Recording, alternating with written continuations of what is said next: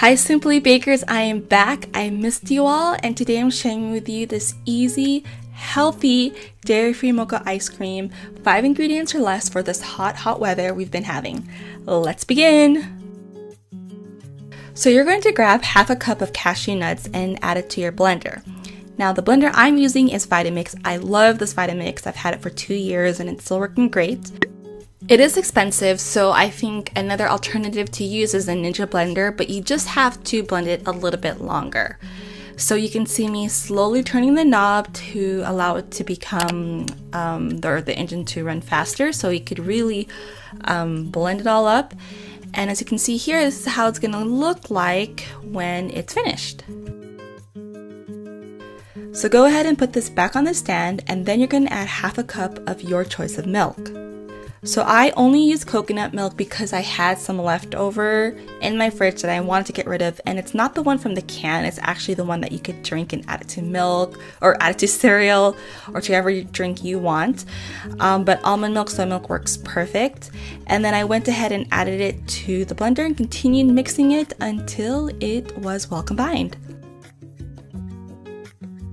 Something to note, the coconut milk I used wasn't strong in taste, so you couldn't taste it in the ice cream when you eat it.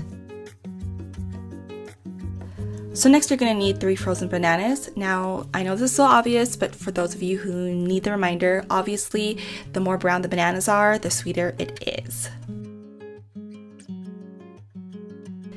Then add 2 tablespoons of your choice of nut butter. I love almond butter, so I added 2. You could actually just add 1 and it should be enough.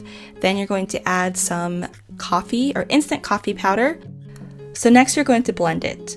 Now I needed some help with blending. I had to use my spoon to push down the bananas just because there's not a lot of milk compared to the bananas. So just go ahead and mix. Here I am mixing at low speed. I couldn't find my missing piece, so that's why. For those of you who are wondering, the blender comes with Vitamix comes with this piece to help you mix things, and I lost it. So here it is. Doesn't it look like ice cream? Look at that. Now, guys, I have to mention, this does taste better fresh, and it does only take about maybe 2 to 3 minutes to make.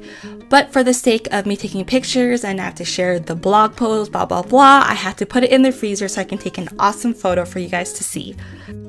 But oh my goodness, you guys, this tasted like ice cream.